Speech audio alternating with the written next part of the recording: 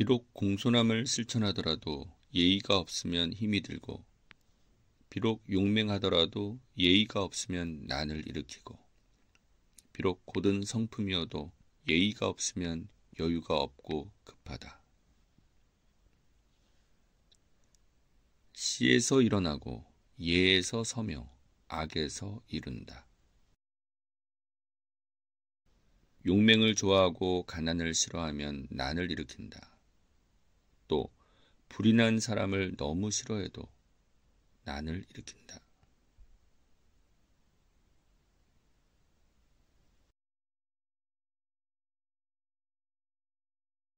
주공의 능력과 같은 찬란함이 있다 하더라도 그 사람의 성품이 교만하거나 인색하면 나머지는 볼 것도 없다.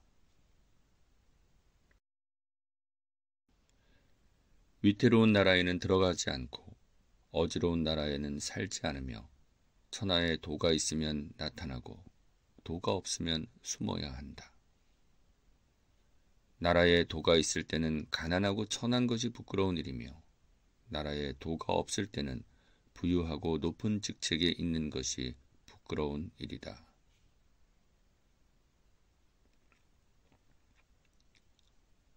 자신이 그 지위에 있지 않으면 그 정사를 도모하지 않는다.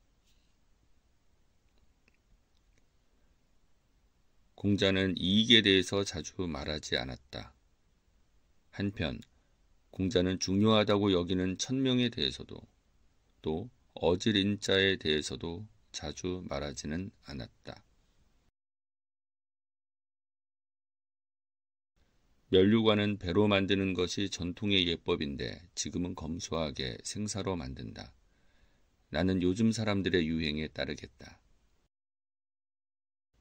그런데 당 아래에서 절하는 것이 전통의 예법인데 요즘은 교만하게도 당 위에서 절을 한다. 비록 사람들과 어긋나더라도 나는 아래에서 절하는 것을 따르겠다.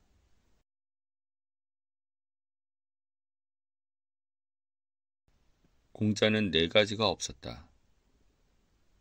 사사로운 뜻이 없었다. 반드시 무슨 일이 있어도 그것을 해야 한다는 자세가 없었다. 집착이 없었다. 그리고 아집이 없었다.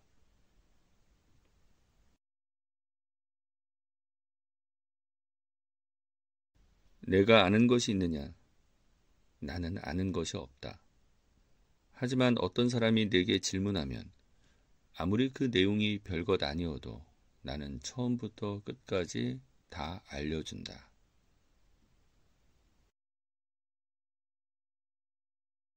공자께서는 차근차근 제자들을 잘 이끄셨다. 글로 나의 지식을 넓혀주셨고 예의를 통해 나의 행실을 잡아주셨다.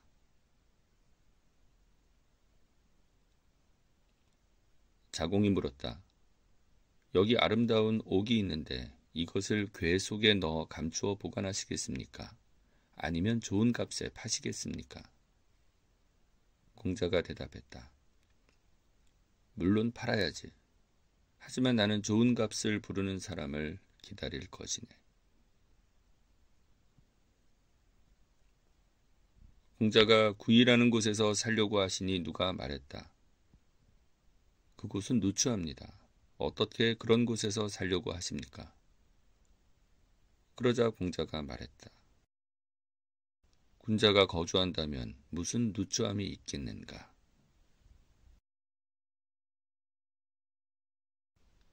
공자가 시냇가에 앉아서 말했다. 자연의 움직임이 이와 같구나. 밤낮을 그치지 않는구나.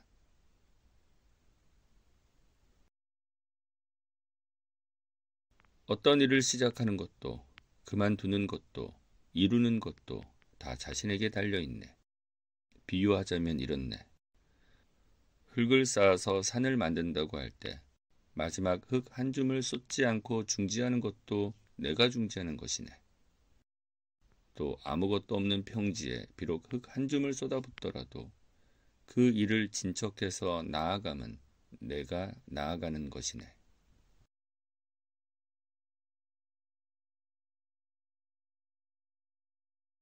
싹이 났지만 꽃은 피지 못하는 것이 있구나. 또 꽃은 피었지만 열매를 맺지 못하는 것이 있구나.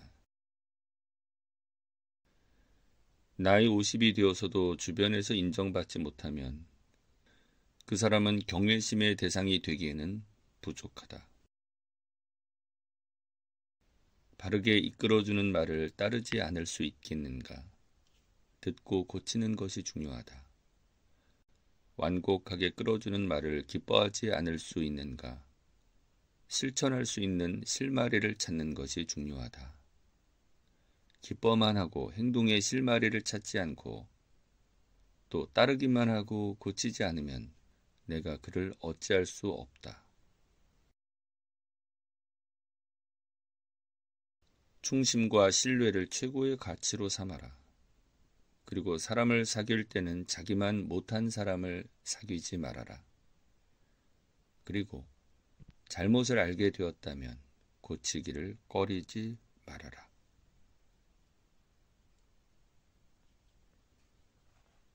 뜻 지자에 대해 알려주마. 전쟁에서 3군의 장수는 빼앗을 수 있을지 몰라도 평범한 필부의 뜻은 빼앗을 수 없느니라. 날씨가 추워진 이후에야 비로소 소나무와 잣나무가 늦게 시든다는 것을 알게 된다.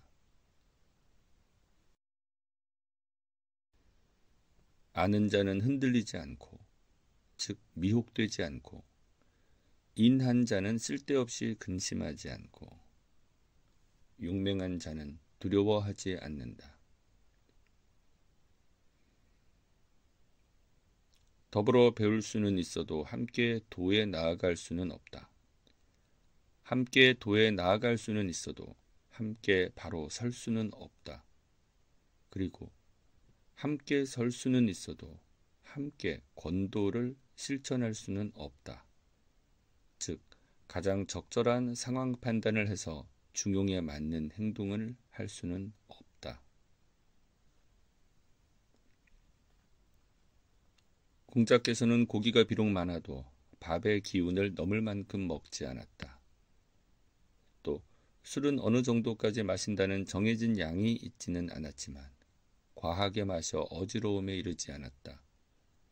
그리고 과식하지 않았다.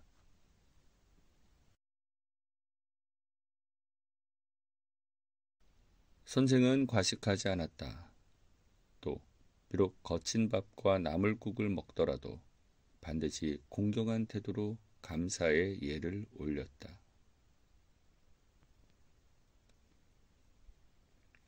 선생님은 바른 자리가 아니면 그 자리에 앉지 않으셨다. 개강자라는 사람이 공자에게 어떤 약을 보내왔다. 공자가 절을 하고 받으면서 이렇게 말했다. 감사합니다. 다만 아직 이 약의 성분을 알지 못하기 때문에 감히 바로 맛을 보지 못함을 이해해 주십시오.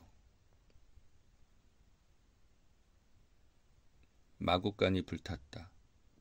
공자가 와서 사람이 다쳤는가라고 묻고 말이 어떻게 되었는지에 대해서는 묻지 않았다. 친구가 보내온 선물은 그것이 제사를 지낼 때 올렸던 고기가 아니라면 비록 수레와 말이라도 그 앞에서 절하지 않았다.